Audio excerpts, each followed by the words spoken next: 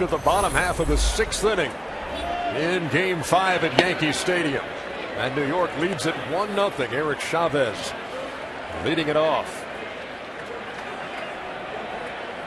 Fly out to center in the 3rd, and the count 1-1.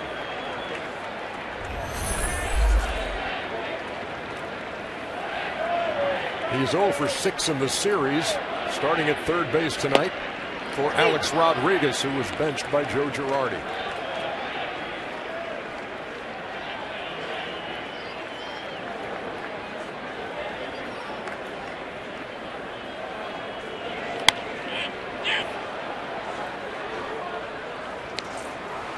Three hits for the Yankees, all came in the 5th inning. Teixeira with a single and a stolen base. Ibanez knocked him in. Granderson later singled and stole a base, but was stranded at second. And Chavez goes down swinging here in the 6th. We had a good reaction from the Orioles dugout watching that down the line. They have a pretty good angle, not an exact one down the line, but it's shooting, and they were certainly optimistic. Instead of, they were hoping it was going to be fair all the way. Yeah, the first reaction I saw was from Nick Swisher playing right field for the Yankees, who immediately signaled foul ball. To the surprise of no one here at Yankee Stadium. It's like a fumble. Everybody says they've got it, right? It's like the opposite teams going to get those two reactions. Well, if you're the Orioles in a Game 5 situation, you just wanted to have a chance. Ideally, you want to be way ahead and a no-brainer, but here in the bottom of the 6th, you put your team in a 1-run deficit. You've got a great chance to compete in this game and still win the series. Can't ask for anything more. Jeter has struck out twice, swinging and looking. It would be a big relief for the Orioles if that ball is fair. All of a sudden it brings them back even 1-1. Now you're not thinking you only have 9 more outs, but that's the reality. The game is getting towards that end, and you got to figure out how to get even. It's amazing. The game goes longer. That 1-run deficit looks like a 3-run deficit when a pitcher has on his game. But when you think you can get to a pitcher, it's reachable. That's why the add-on runs late are so big that people don't realize. When you're on the mound and you're on the receiving end of a 1-0 lead, and your team gets you 1 run in the 8th or 7th, you're like, wow. It's like the run they got off Pettit the other night in Game 2 when he was so mad at himself walking off the mound, and it turned out to be huge. 2 balls and 2 strikes to Jeter. Gives you some breathing room defensively too. That extra run gives you some breathing room. Yep. But defensively makes you relax as well. That missed. 3 balls and 2 strikes. You saw the shot of Mariano Rivera with the hoodie on in the dugout. And remember in postseasons past, John, when you had a lead of 1 or 2 and you had that guy coming on in the 9th. No, forget a done deal. Forget the 9th. You had 1 more inning. In some cases, he's going to pitch the 8th and the 9th. You played a much shorter game when you were playing the Yankees. You feared what he was more than anybody in baseball. 3 balls, 2 strikes. Ball 4 to Jeter. A 1-out walk here in the 6th.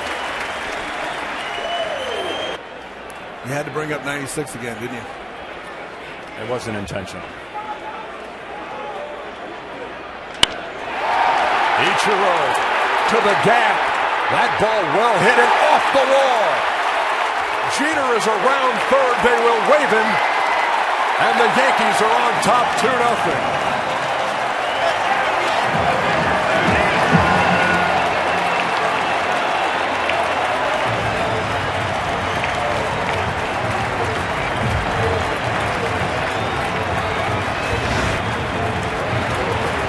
Ball was charged to right center field. Ichiro's got some power. Line drive up the right center field wall. Karam is right to Adam Jones. With Derek Jeter running, no signs of that bone bruise, by the way. There's no chance at home plate.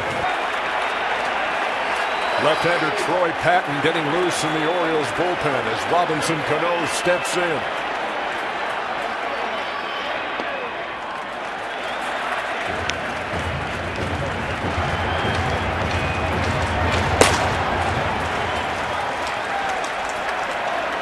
Cano is 0 for 2 and 2 for 20 in the series.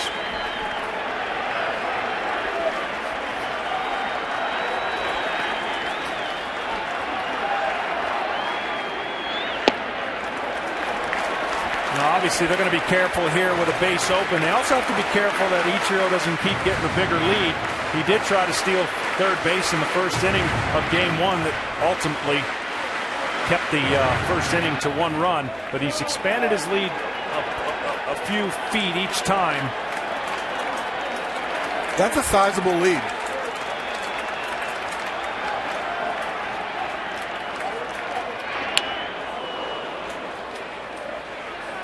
Obviously, what you don't want to do as a pitcher is have get your sign, look back, go home, and the same type timing. You got to look back a couple times, change so that the runner does not see the same pattern, and then as soon as he sees the back of your cap, he takes off and gets a big jump. And kick me into what J.J. Hardy is doing here. You're trying to keep Ichiro close to the bag.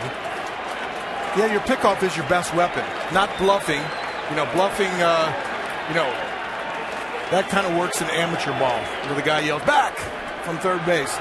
In the big leagues, if you have the ability to execute a pickoff play and the runner knows it, that's your best defense against anyone stealing. And you have a couple options. Daylight, when you go based on when the shortstop or second baseman flashes his glove, or a called play. Sometimes the catcher will drop his glove. You're looking in, you spin and turn, and everybody relies on that timing. I used to hate daylight. That was going to cause me to balk for whatever reason. I like to call play. Yeah, I used to have a sign with Mike Boddicker where I point my finger at my eye to say the daylight is on here, so you would warn him so you wouldn't surprise him. Followed back by Cano. 2 balls and 2 strikes. It's almost as if to say, watch me. Don't do anything. Watch me. You're not throwing the ball to home plate on this. Just watch me, time me.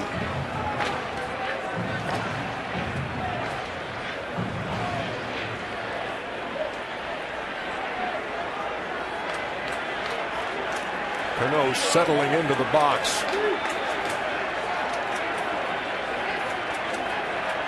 This would be a good time to put something on. 2-2 count.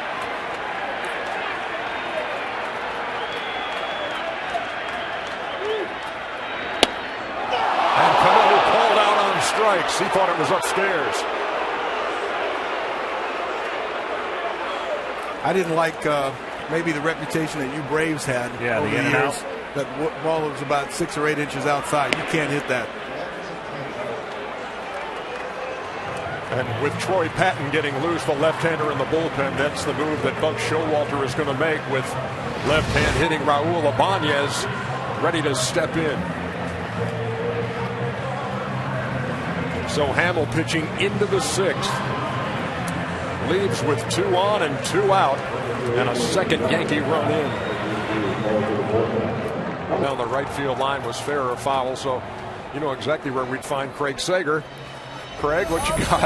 Well, EJ, the debate continues. This is the ball. Steve Ellis, it actually ricocheted off his head. He got the ball. I cannot detect any yellow paint on it. However, the usher at the top of 207 said the ball did barely nick the foul pole. So with all these Yankee fans here, was it fair or foul?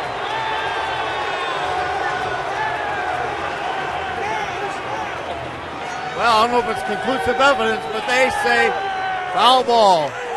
There you go, Steve. Yeah, it's not exactly a scientific survey, but entertaining nonetheless. Although one person said it actually nicked. The usher.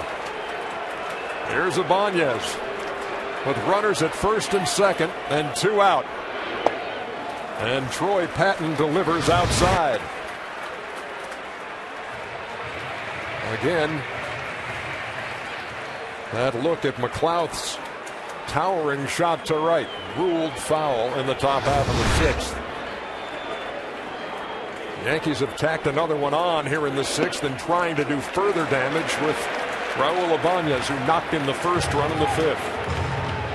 These are the situations that get tougher and tougher to keep getting out of. Obviously, in a Game 5, Patton is trying to get out a guy who just a few days ago had a historic night.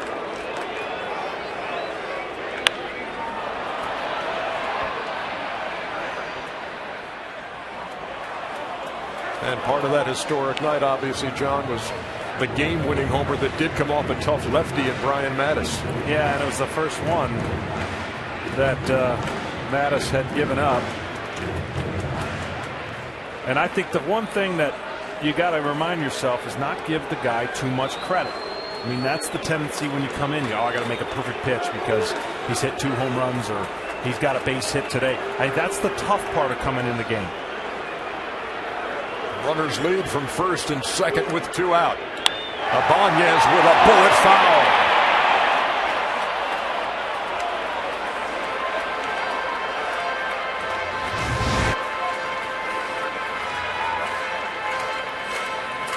Here's a bullet, just barely foul.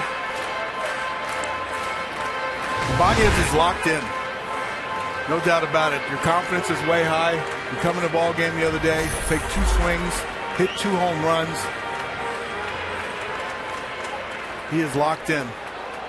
I know you don't want to give him too much credit, but you got to make a pitch here to get him out. We got a guy in the on-deck circle who's really been struggling too, in Nick Swisher. And Ibanez goes down swinging. And the Yankees add to the lead. Ichiro on a line off the wall. Jeter makes it 2-0.